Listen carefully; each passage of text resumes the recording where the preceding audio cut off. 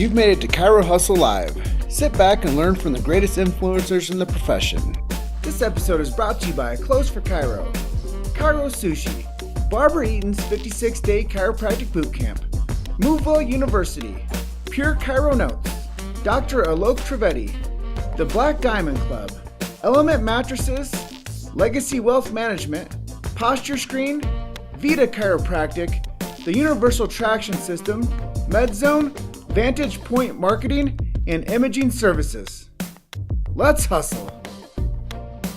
Welcome to another episode of the Chiro Hustle live stream. I have Krysti Wick over there. She's over there. Sorry, other way. And I'm over here. She is in West Bend, Wisconsin, which is just north of Milwaukee, you say. And I am in Grand Junction, which is the Grand Valley of Colorado, which is on the western slope of the state, which I say where no one lives. So there we go. Introductions are in. Now we're going to talk sponsorship. So sponsorship today is brought to us by Chiro Sushi. If you guys don't know about Chiro Sushi, go to chirosushi.com. Check them out. It's a very progressive group that is bringing the chiropractic together with the entrepreneurial mindset and adding more flavor, if you will, into the chiropractic message, bringing in entrepreneurs that speak about how to level up and how to escalate the chiropractic message. And they're not chiropractors, so that's kind of cool too, I think. So Chiro Sushi is the 22nd through 24th of June in Las Vegas, Nevada. And now we are ready to talk all things Krysti Wick. Welcome to the show. Well, thanks for having me. I'm pretty pumped. I see your face everywhere now, so I'm excited to see it in person, one-on-one here. Yeah, and you know, the real blessing of what we do is this pre-interview chat time where we can actually, like, if you can, proverbial break bread with each other, get to know each other on a deeper level. For some of us that have more familiarity with each other, these interviews are like hook, line, and sinker, but sometimes we have to build that like relationship with each other before we can actually have the mojo to go live. Yeah. And I just appreciate the pre-interview chat time. And let's just dive right into this. You've been practicing for 10 years. You're a Logan grad. Talk a little bit about where you came from and where your headspace was and where you are today. Yeah. So, you know, where I came from, I was introduced to chiropractic at the age of 12. I fell out of a haymow, which a lot of people, I mean, Jim, you're from Iowa, so you know what a haymow is, but a lot of people won't know what a haymow is. I fell out of the top story of a barn when I was 12 and I had a compression fracture of L1. And after months and months of horrible stuff, my family was like, maybe we should try chiropractic. And so that's my story, my haymow story, Jim. You love it. Like, you weren't expecting me to talk about a haymow.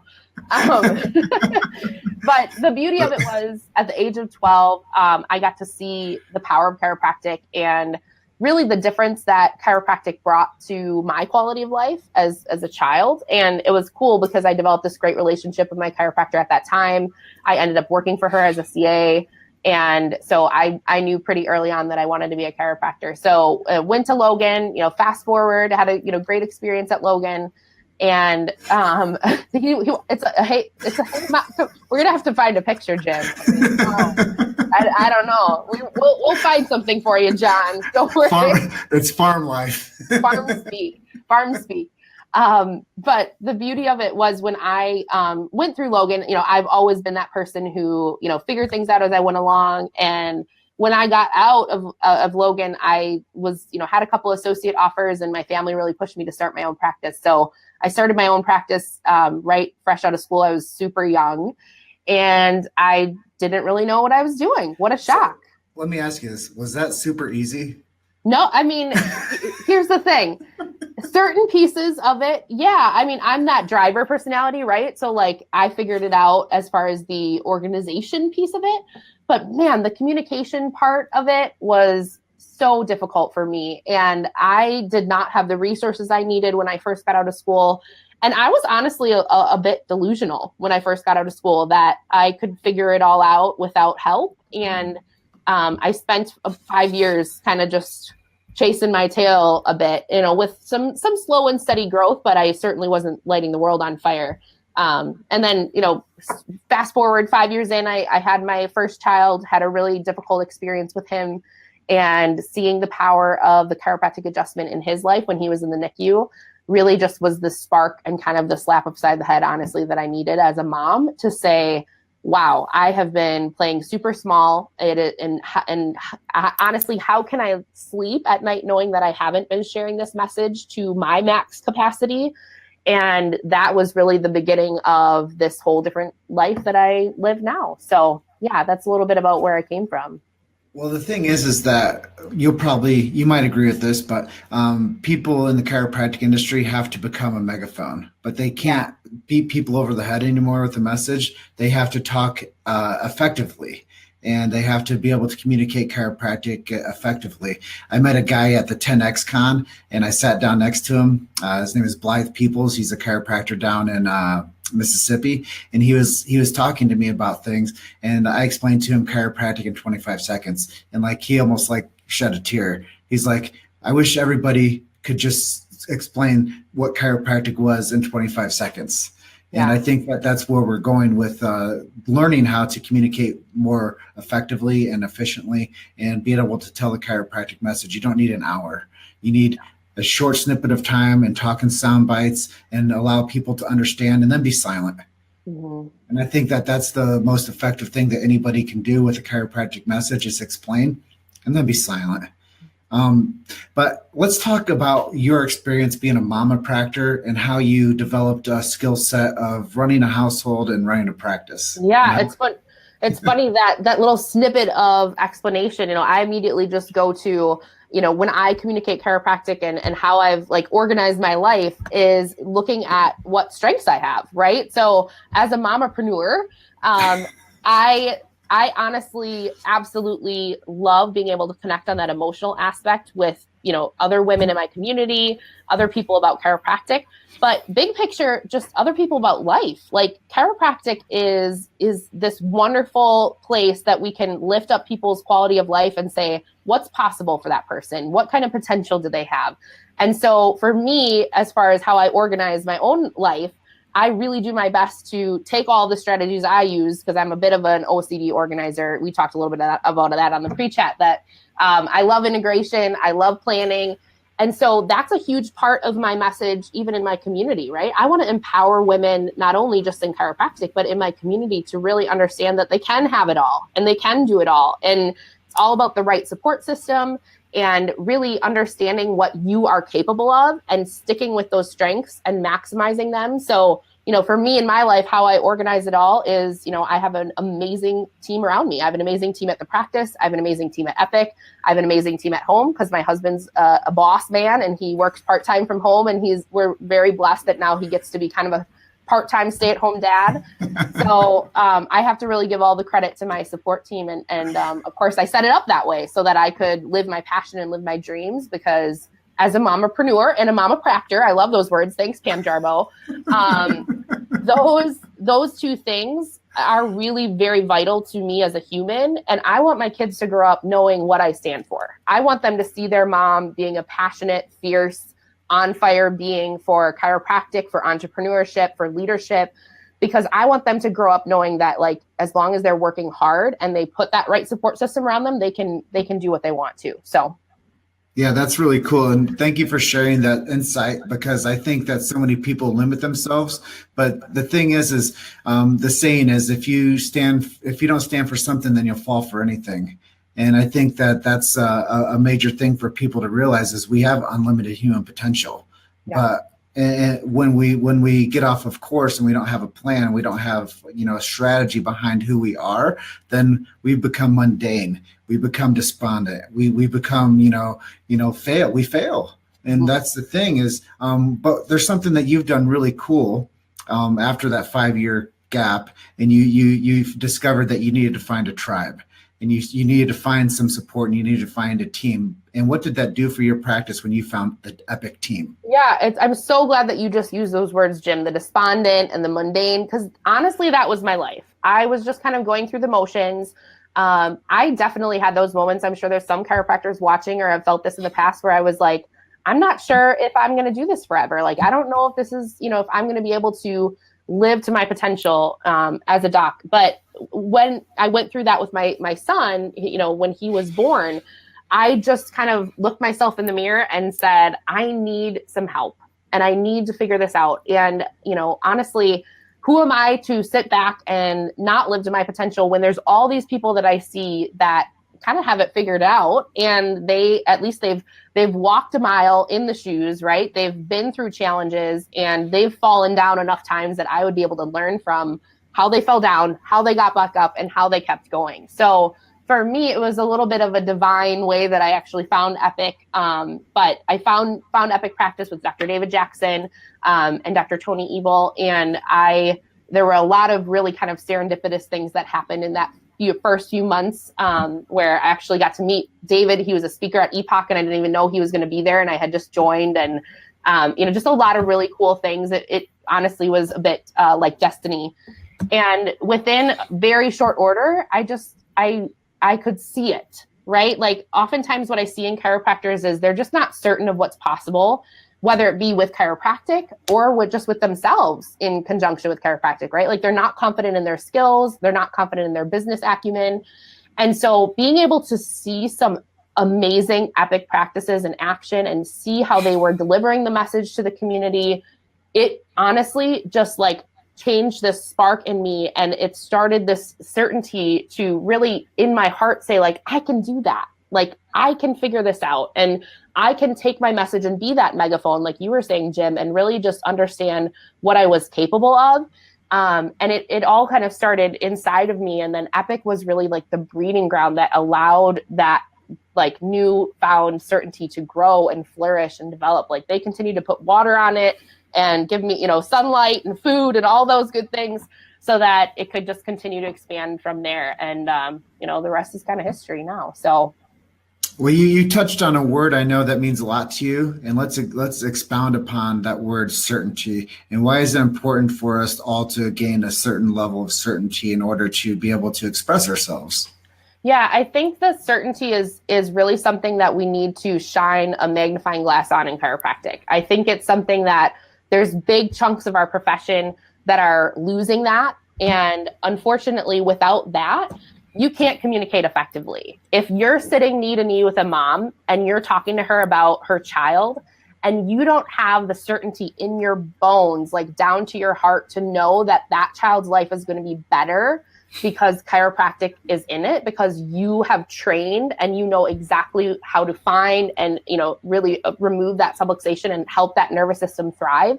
If you don't know that you know that, then that mama and that baby's life might not have the chance to reach its potential, right? So in my mind, every chiropractor needs to begin and end with that certainty word.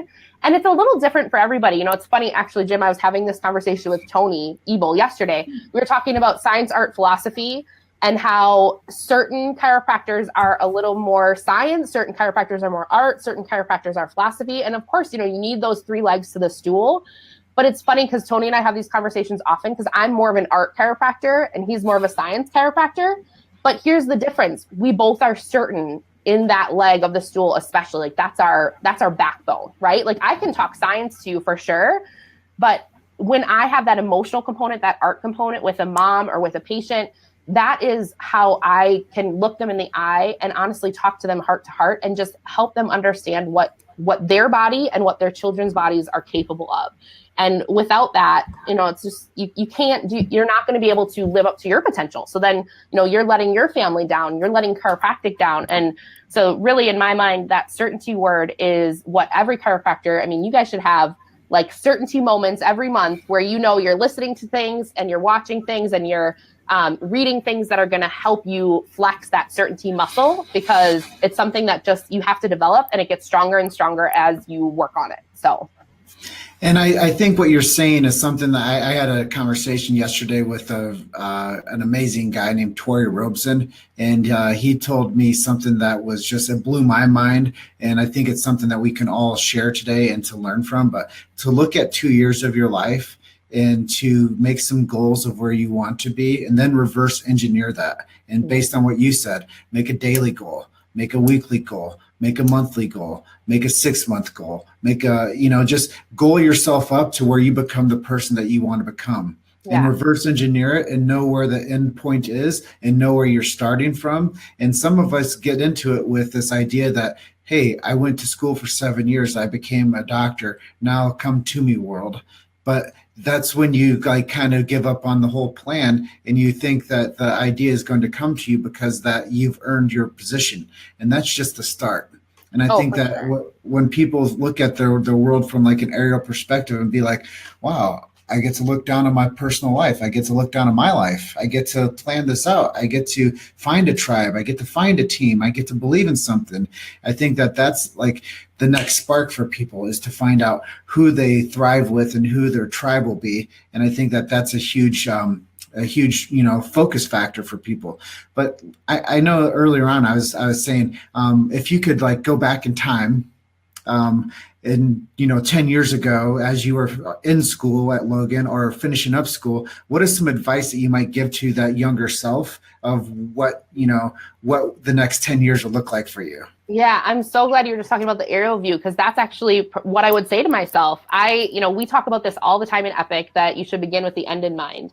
And so if I could rewind and talk to myself 10 years ago, I have a huge passion for design. And it's funny, like the tagline of our clinic is designing health for your family's future, because I want people to know that you are the designer. You get to choose, you get to decide. And so if I could rewind 10 years ago, I would literally just tell myself, what are you going to design? How are you going to create the plan? How are you going to make sure that it happens? And then how are you going to reverse engineer that plan and make sure that all your I's are dotted and your T's are crossed, right? Like we constantly think about things that, we were just talking, Jim, about building houses, right? You were saying like, if I told my assistant how to build a house, she'd go do it. And it's funny because there's so many things in life that we create a plan for, but we don't do that for our life and we don't do that for our practice. And that's not cool, right? So if I would rewind 10 years ago, I would say, let's sit down and actually spend some time figuring out what you want so that we can make sure that we get the resources around you like immediately to make that happen. And I wouldn't have wasted 5 years like wandering about hoping for things to come to me. Like you were saying, Jim, that's what I see in the profession over and over again now, is just people kind of expect these things to come. And without a solid concrete plan and without a design in mind, it's not going to happen. So that's the best advice I would give myself, at least. And that's becoming an implementer. And even the greatest ideas that get cataloged into a notebook that sit on the shelf are always going to be the greatest ideas in a notebook. Mm-hmm. But if you write the greatest ideas down and you actually act upon them, then that's the implementation phase. And then you can get the reward of actually the follow through phase, which is where most people actually fall on their butt because they don't realize that the idea is wonderful and great. And the implementation has to have some action behind it. But to actually reap the reward and to be benefit of the actual action steps that you put into place, that's life by design. Got to do it. And it's funny, I always say I lived for the vast majority of my life at the crossroads of procrastination and perfectionism.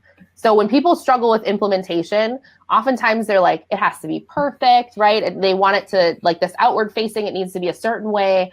And in chiropractic especially, time is one of those things that we're working against ignorance, honestly, right? Like the public doesn't understand what we do. So the more that you sit back on your hands and you wait for it to be perfect, the less likely it is that you're going to make impact. So that's not fair to your community, and it's definitely not fair to you and your family. So I couldn't agree more. Writing things down and doing something about it are two totally separate things, right? So you've made it to Chiro Hustle Live. Sit back and learn from the greatest influencers in the profession. This episode is brought to you by Clothes for Chiro, Chiro Sushi, Barbara Eaton's 56-day chiropractic bootcamp, Moveville University, Pure Chiro Notes, Dr. Alok Trivedi, The Black Diamond Club, Element Mattresses, Legacy Wealth Management, Posture Screen, Vita Chiropractic, the Universal Traction System, MedZone, Vantage Point Marketing, and Imaging Services. Let's hustle. And having self-belief and self-esteem and confidence are things that come with a proper team around you. And I'm sure that you've seen that change in your life as you've developed people around you that support you, that give you all the power to do what you're doing as the next move. Mm-hmm. And the next question I have for you is, what does the chiropractic profession look like for you in the next 5 years with you in it? Yeah, with me in it, that's kind of the hook there, right? Like I have to figure out what what I would love to see that I could help perpetuate. And honestly, for me, with going back to that certainty word, I surely hope that in 5 years from now, my legacy has kind of started to unfold as the person who really wants you to look inside at what you're already good at, right? So like, what are your strengths and how can we take them from great to epic? Because in my mind, the vast majority of the world, and chiropractic is certainly not an exception, we spend so much time focusing on our weaknesses and so much time trying to fix what we think we're bad at and fixing things that need to be fixed, so to speak. And, first of all, that's not the chiropractic premise. And second of all, that's not how you're going to get where you would like to go. That's not how you're actually going to live that life that you designed. So in my mind, I would really like to see the conversation and the leadership shift in the next 5 years to really be around that strengths message, because if we all can focus on what we're good at and then actually creating some synergy and some unity around those strengths, now we actually could work together. It's a novel concept, but we could work together and we could actually make some great change in chiropractic out in our communities everywhere, because we can kind of be the masters, right? Like instead of being a jack of all trades, we're true masters at what are we innately good at and how do we amplify that strength. So I certainly hope in the next 5 years that year over year, we see more and more docs just really stepping into their power zone and understanding their own personal brand and their own personal communication style. In order to be a leader, I had to first figure out how to lead myself. And that is what I had to do. I spent a ton of time figuring out who I was as a communicator, how I authentically portrayed myself and how my heart spoke to other moms in the community, right? And that is really what transformed everything for me. And I feel like that's a piece that's just missing for a lot of docs out there. So. Yeah, you said some really powerful things in there. And so one of them is almost biblical of know thyself. And once one knows thyself, one can begin to learn. And once we realize we know nothing, then we can begin to learn again. So it's all recycling who we are and knowing that, we're blessed with each day to do something epic and to become our greatest version of ourselves. So many times we get stuck in ruts and we don't realize what our real potential is, because most people have subluxation in the spine, but the other people that have a clear spine, sometimes they become subluxated above the atlas. And, I think that, the old school mentality is don't talk about our weaknesses either. Don't tell somebody how you're suffering, because the chiropractic profession almost is a bedrock of ego. Yeah. And once you tell somebody that you're not doing well, that they look at you differently. But no, I think that being more vulnerable, being more transparent, being more authentic, those are all key words in the late 2018, early 2018. But ever since like 2015, it's been like that is a mantra. Be transparent, be vulnerable, and have these types of ideas where you can actually be authentic, and people can not only learn from you, but they can help you if you let them know what your fractions are inside of you. Totally. It's funny, Jim, if I could get a tattoo, I don't have any yet, but if I would get one, I probably would get the word vulnerability somewhere on my body. It's something I talk about nonstop. In fact, most of my epic, I have a lot of dudes around me in epic, and, they're like the brothers that I wish I never had, to be honest. And it's funny because I'm always asking them to be more vulnerable, and they're, and it's so true though. One of my favorite quotes is Brene Brown, vulnerability is courage. And I see this over and over on stages where, really that platform, you want to, of course, shout from the rooftops about your success. But I think the vast majority of people that have learned something from me have learned from me because I'm more than willing to tell you about my struggles and the 5 years that I didn't know. And even right now, right? It's all cyclical. There's so many times in the last 5 years I've fallen down even after finding myself. And that is so important, because without that support and understanding that you're not alone, it does get lonely in chiropractic, right? Like that's that whole island conversation that we talk about all the time. So yeah, vulnerability is huge. Yeah. And, support is also huge. And I think that once you build your tribe and you kind of let people know, hey, this is me, I'm Krysti, this is who I am, this is where I came from.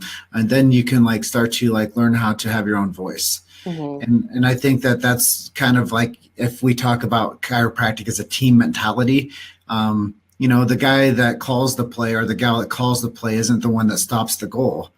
And the one that stops the goal isn't the one that scores the goal. And the one that passes the ball isn't the one that dunks the ball. And, we can look at analogies from all different facets. The person that runs for the hard yard isn't the one that's speedy on the sidelines that catches the long pass. Like we all have something I learned early on is we're creatures of multiple intelligence. And we all have something that is like our superhuman power. Like we all have this adventure personality that once we tap into it, we learn how we can make an impact on those around us. But until, me being a communicator, if I don't communicate, then I'm letting down the chiropractic tribe and the chiropractic team. So once I tapped into what my innate intelligence was and what my thought flash could produce, then I'm like, wow, I have this innate skill to communicate chiropractic with the most educated minds in the chiropractic arena. And now we're going to start sharing their messages with people that might not know about them, or they might not know what the chiropractic lifestyle is. They might not understand what a subluxation is. They might not understand what vitalism is. They might not understand so many of these, like the bedrock of chiropractic, if we can say that again. But the bedrock of chiropractic is innate intelligence, subluxation, conversation, and then how can we remove the subluxation to let somebody live with their ultimate performance, and which is epic. And I think that all roads go back to what you're doing is epic practices. And I think that what you have done is you've built yourself into a leader, and you've built yourself into a team member. And now you're using your craft and your skill to not only help your community, but help chiropractic on a world stage, which I think is definitely needed because nobody is giving the chiropractic profession anything. The chiropractic profession has earned every step of the way, and there's not one person out there that became a chiropractor that had an easy go. Every chiropractor, I was at dinner last night. This is a great story. Sorry to go down this rabbit trail, That's but okay. I was at dinner last night, and this gal comes up to me. She's 61. Her name is Brenda. She manages this restaurant. She comes up to me. She goes, "What's in your composition book?" I go, it's my notes. I'm here having a meeting talking to my friend about how we're going to give people what they're doing and this life. So we're creating a product called This and Life. So you can have what you're doing now and more. So we're creating an information product teaching people how to become entrepreneurs. And she's like, "So what's in there?" I go, "Well, me and my partner, we come up with a list of 5 things every morning. And then at the end of the night, we go over our list and we talk about what 5 things we completed on that day. And then we come up with a new list on the next day." She goes, "Wow, that's really interesting." She goes, "Well, what do you do?" I go, "Well, I run a podcast on chiropractic." She's like, "Stop." She goes, "My grandfather was a chiropractor. My father was a chiropractor." And she's like, I want to listen to your podcast." So she took my card, and now we have a new fan here in Grand Junction that has awesome. chiropractic in her lineage. But if I wouldn't have told her that I am an advocate and a supporter of chiropractic, I would have just walked by her. But because of her curiosity, now we have a new fan that's going to be sharing the chiropractic message through our medium.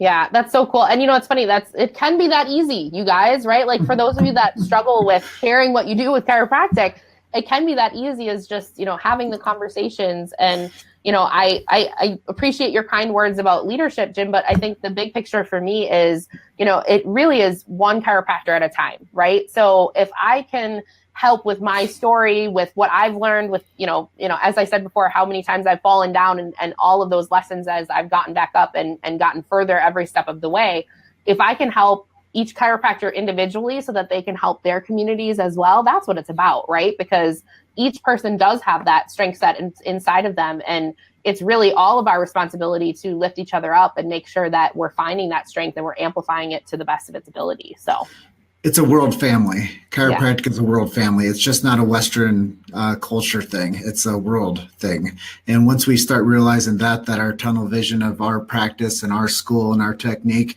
are just very small focused. But when we think about chiropractic as a world thing, then we start to open up the blinders and we're like, oh gosh, there's a whole big world out here where everybody needs subluxation-based chiropractic. And if we don't tell people about it, then they aren't going to know about it. We can't make that vital connection. And, at this point, I think Tim McFadden just really almost I was like, that's a nice thing. Thanks, right? Tim. I don't always re-listen to Facebook Live videos, but when I do, it's this one. And, that's what happens when you build your audience. and you nourish your audience and you add value to their lives. And you're not just there, like I said, like, the different types of marketers in the chiropractic world. I typically don't look for anything from anybody other than the relationship, and then see what happens after that point.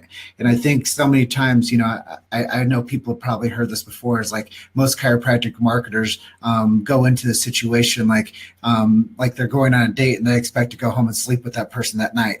And you have to build a relationship, and you have to become known, and you have to become liked, and you have to become trusted in order for somebody to take that next move of doing business with you. Right. And I think that so many times we forget the fact that we have to go back into the basics and become familiar. And we have to go back to the basics and open doors for people and say please and say thank you and be appreciative before we actually say, okay, sign your name and give me $1,200 a month.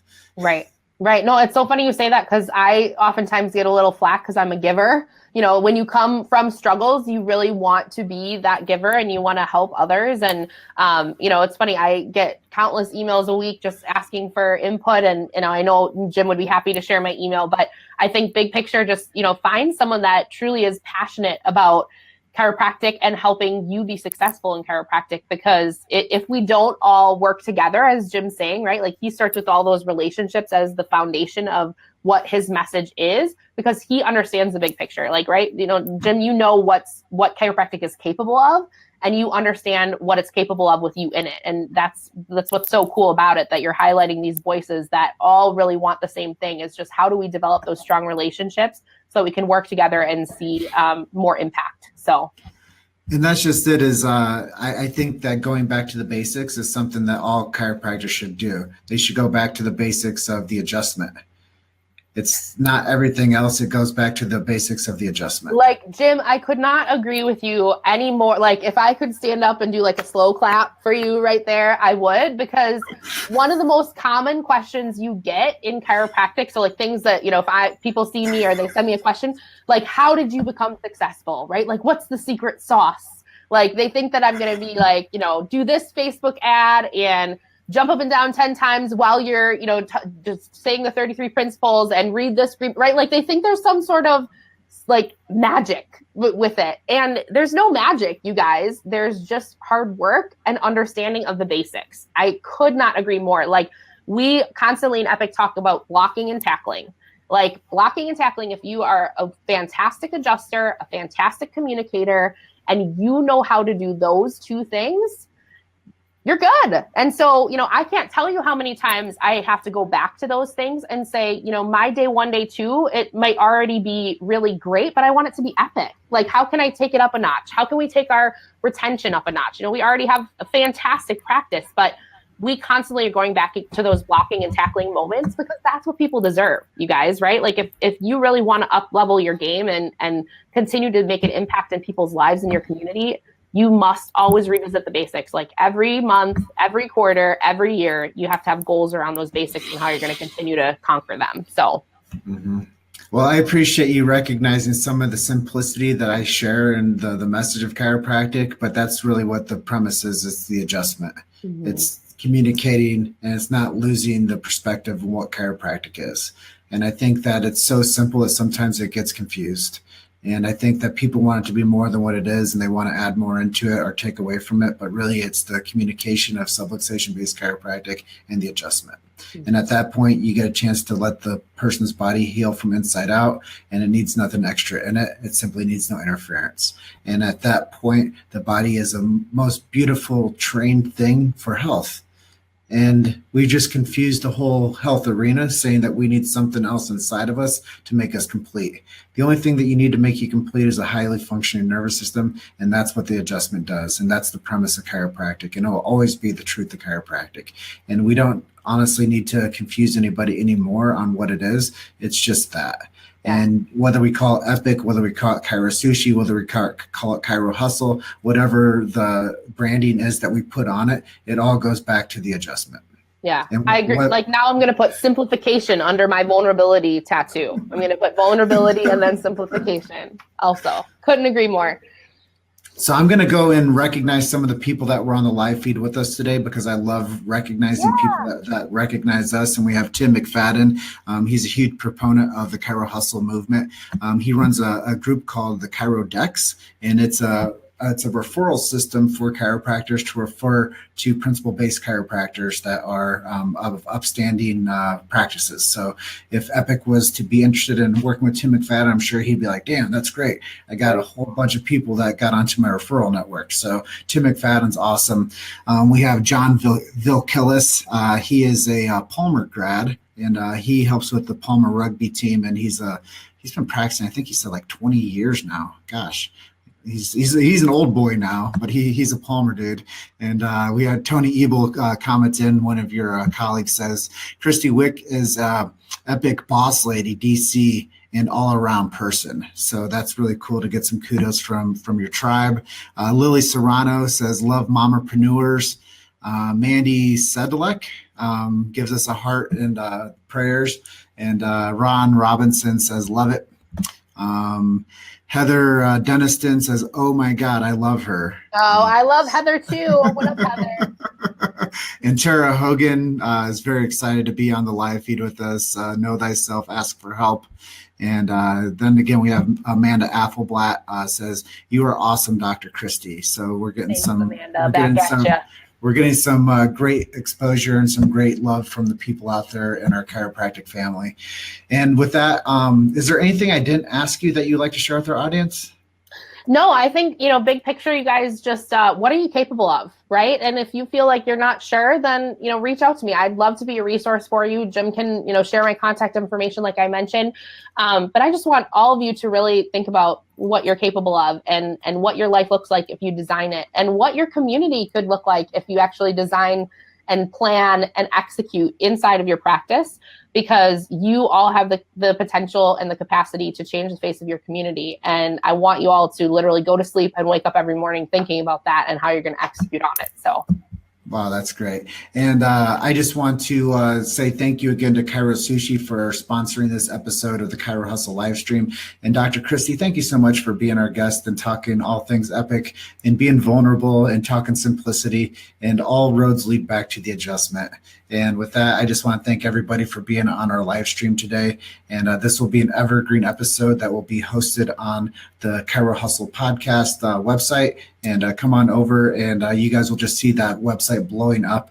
Last month, I think, our January, we had 15,000 unique visitors to that website. I don't know if you guys know what that means in Chiro or in web terms, but that means that we're doing something right.